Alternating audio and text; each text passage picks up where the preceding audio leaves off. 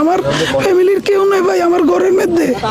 আমার বাচ্চারা আমি একবার দেখছি, শুধু এয়ারপোর্টে এসে একবার দেখছি, আর কেউ নেই ভাই।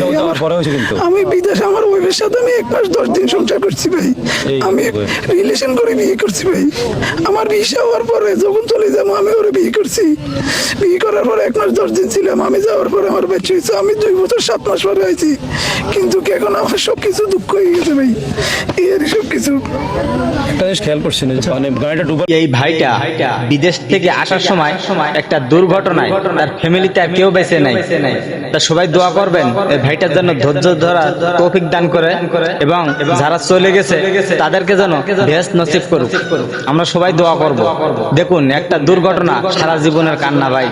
দেখুন তার ফ্যামিলিতে আর কেউ নাই, তিনি একাই বেঁচে আছে। বিদেশ থেকে এসে তার বাচ্চার মুখটাও দেখতে পারলো না ভালো করে, বা তার স্ত্রীর মুখটাও দেখতে পারলো না। আমরা সবাই দোয়া করব। ধন্যবাদ সবাইকে। আল্লাহ হাফেজ।